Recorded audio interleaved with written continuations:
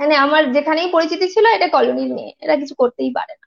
যেটা বিএড করতে হয় সেটা করার মতো যেহেতু ফিনান্সিয়ালি কন্ডিশন ছিল না, আমাকে অন্য অপশন চুজ করতেই হতো। বাবা হচ্ছে ভ্যান চালান। নিজস্বতা যদি না থাকে আমার মনে হয় সেরকম ভাবে মার্কস ওঠে না। ডিটারমাইন থাকো আর পড়াশোনাটা অনেস্টির সাথে করো।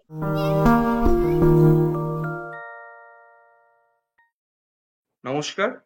এই সময় অনলাইনের বিশেষ নিবেদন টার্গেট সিভিল সার্ভিসের আরো একটি পর্বে আপনাদের স্বাগত।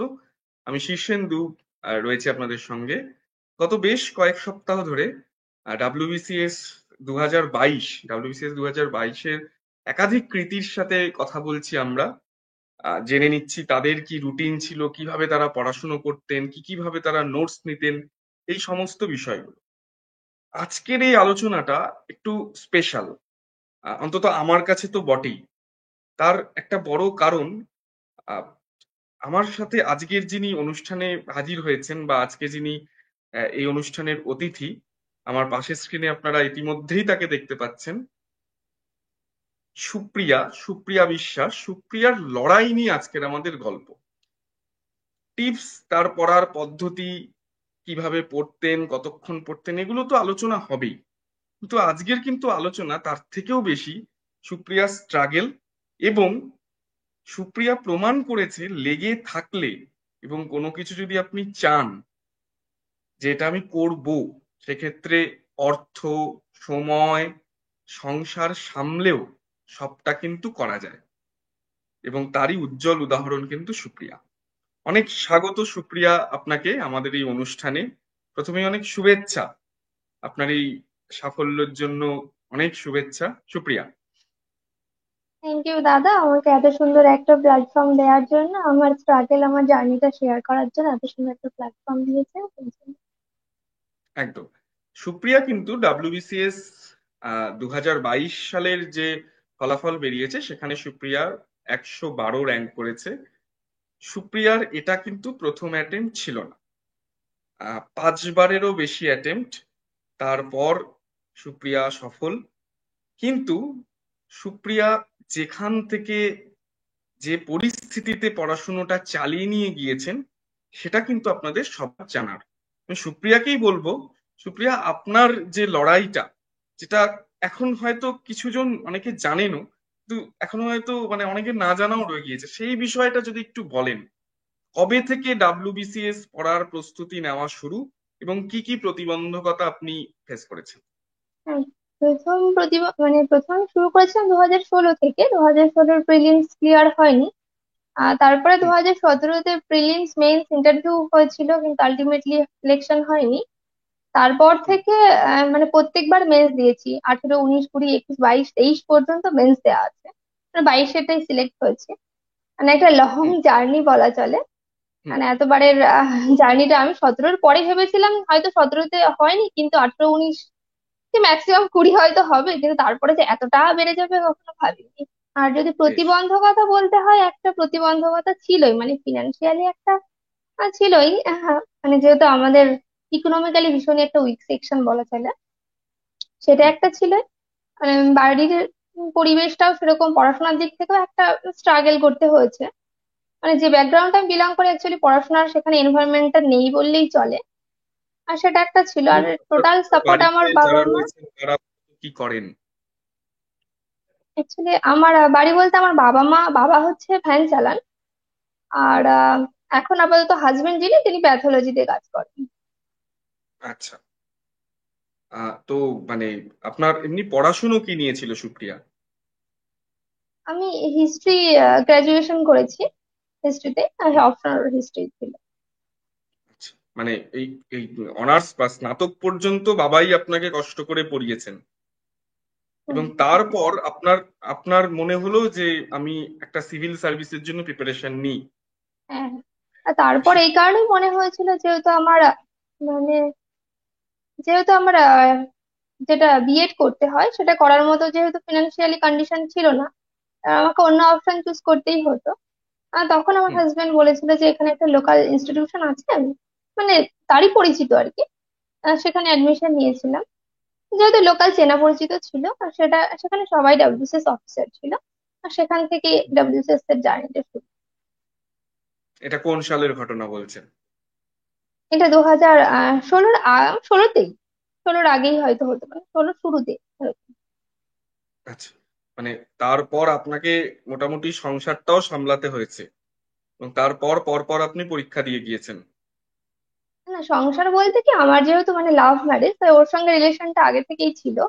আমার বিয়েটা হয়েছে 2020-তে। আর তারপর থেকে সংসার প্লাস মেয়ে প্লাস পড়াশোনা এইভাবেই। মানে আপনার এই 22-এর এই এই রেজাল্ট যেটা বেরোলো, মানে তার আগে আপনার তখন সন্তান রয়েছে, মানে তখন আপনাকে এগুলো সামলে পরীক্ষাটা দিতে হয়েছে। সন্তান বলতে তখন আমি না, প্রেগনেন্সির আর্লি স্টেজ ছিল, তখন শারীরিকভাবে ভীষণ অসুস্থই ছিলাম মেন্স পরীক্ষার আগে। আর হ্যাঁ, তারপরে বাকি যা ছিল তারপরে তো যেটা হয় আর কি। বেশ। সুপ্রিয়া, একটা জিনিস মানে মানে আপনি কতটা ডিটারমাইন্ড ছিলেন যে আপনাকে ডাব্লিউবিসিএস অফিসার হতেই হবে? হ্যাঁ, মানে সেটা কতটা ডিটারমাইন্ড ছিলেন একটু যদি শেয়ার করেন, নাকি অন্য কিছু হলেও চলে যেত?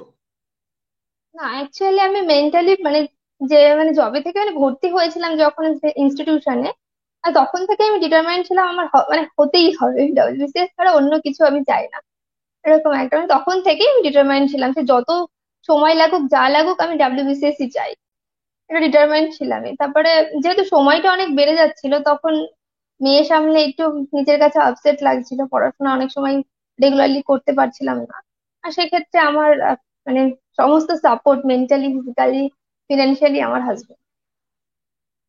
বেশ। একটা মানে ভিডিও আপনিও নিশ্চয়ই দেখেছেন, সোশ্যাল সাইটে এখন একদম ঘুরে বেড়াচ্ছে, একদম টিনের বাড়ি, সেখানে আপনি পড়াশোনা করছেন।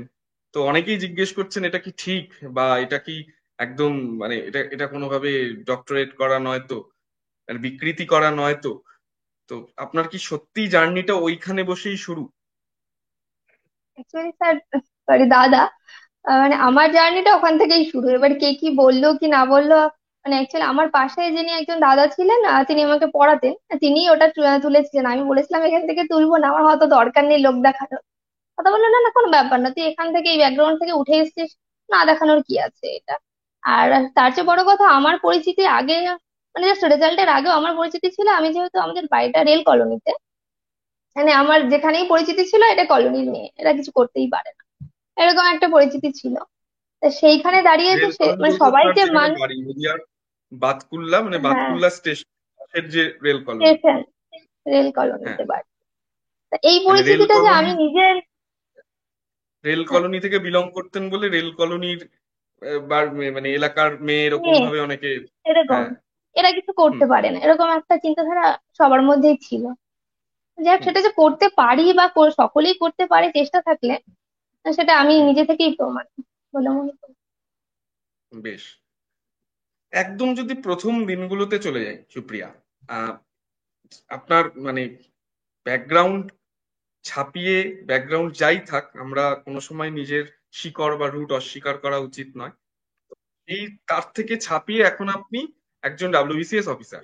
আমি সেই জায়গায় এবার আপনার মতন যারা এখনো পড়াশুনো করছেন বা স্বপ্ন দেখেন, অনেকগুলো অ্যাটেম্প নিয়েছেন, তাদের জন্য আপনার কি বলার থাকবে? আমি তাদের জন্য একটা কথাই বলবো, যদি তুমি অনেস্টলি প্রিপারেশন নিয়ে থাকো আর যদি ডিটারমাইন্ড থাকো, তার সঙ্গে পেশেন্স তো অবশ্যই রাখতে হবে। এই কটা যদি থাকে তুমি, মানে ডাব্লিউবিসিএস কাউকে খালি হাতে ফেরায় না। এটা একটা একটা দিদির কাছে আমি শুনেছিলাম, সেটা সত্যি আমার নিজের কাছে থেকেই মনে হয়, সত্যি কখনো ডাব্লিউবিসিএস কাউকে খালি হাতে ফেরায় না। অবশ্য পড়াশোনাটা অনেস্টির সাথে করতে হবে, এটা কিন্তু ঠিক। সুপ্রিয়া, প্রথম যখন ডাব্লিউবিসিএস পড়াশোনাটা শুরু করলেন, সেটা কিভাবে, মানে কি কি মানে কি করতেন প্রথম ডে 1, ডে 2, ডে 3 পড়াশোনা শুরু করেছেন, আর্লি স্টেজ একটু যদি শেয়ার করেন। আর্লি স্টেজ বলতে, আমি প্রথম ওখানে যখন অ্যাডমিশন নিয়েছিলাম, ওখানে একটা সিলেবাস দিয়ে দিয়েছিল।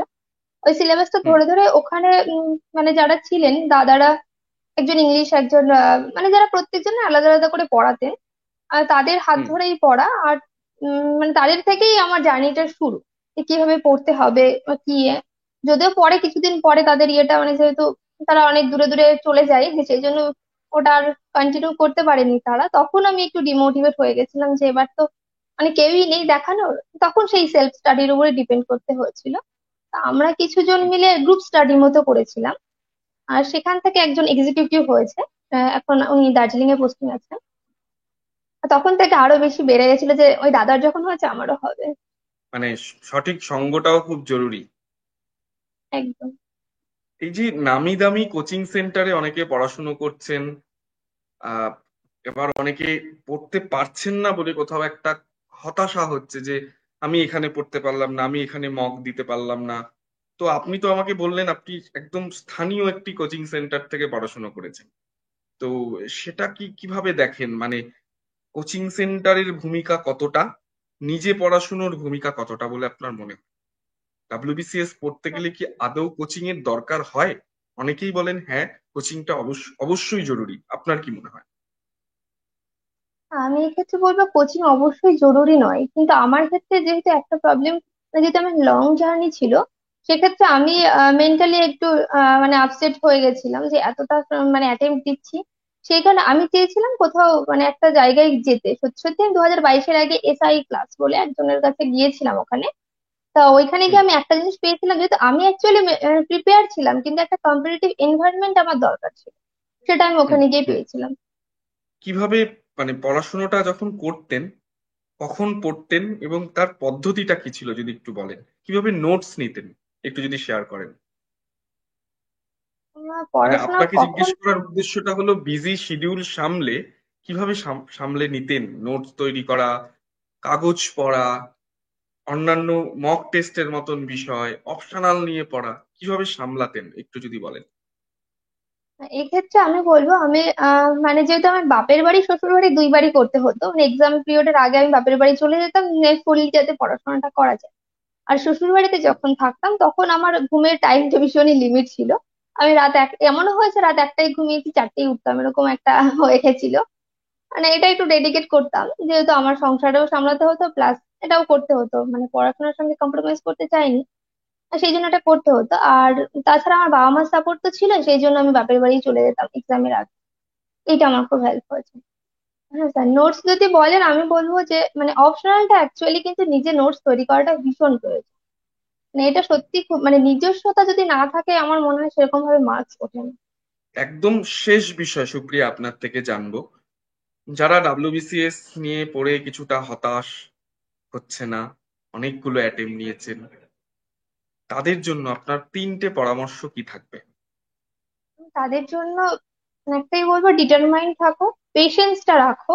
কারণ অনেক সময় লাক ফেভার করে। আমি নিজে থেকে মনে হয় যে অনেক সময় করে, কারণ আমি 2021-এ নিজেকে ভেবেছিলাম এবার হবেই, এরকম একটা ছিল, কিন্তু আলটিমেটলি কিন্তু হয়নি। আর 22-এর ক্ষেত্রে তখন আমার ভাবছিলাম যে মেয়ে যখন, যেহেতু কনসিভ করেছিলাম, আমার 1 মাস আগে এতটাই শরীর খারাপ হয়েছিল মেন্স পরীক্ষার আগে, আমি আহ মানে পড়াশোনাটা অনেকটা কমিয়ে দিয়েছিলাম। মানে আমি অন্য সময় যে পড়তাম প্রচুর, কিন্তু সেই সময় আমি পারিনি, যেহেতু ফিজিক্যালি একটা চ্যালেঞ্জ হয়ে গেছিল, অসুস্থতা। আর তারপরে কিন্তু সত্যি সত্যি আমি আলটিমেটলি পেরেছি। সেই জন্য পেশেন্স রাখাটা ভীষণ দরকার। ডিটারমাইন থাকো আর পড়াশোনাটা অনেস্টির সাথে করো। মানে পড়তে বসে মোবাইল দেখলাম বা সোশ্যাল মিডিয়ায় ঘুরঘুর করলাম, সেটা একদম নয়। আপনি ফোন ঘাঁটতেন না? অ্যাকচুয়ালি আমার খুবই কম ঘাঁটতাম আমি। ইউটিউবটা পড়াশোনার পারপাসে ইউটিউব আর হোয়াটসঅ্যাপটা ইউজ করতাম, আর অন্য কিছু করতাম না। মানে ফেসবুক অ্যাকাউন্ট আমার ছিল না সেরকম।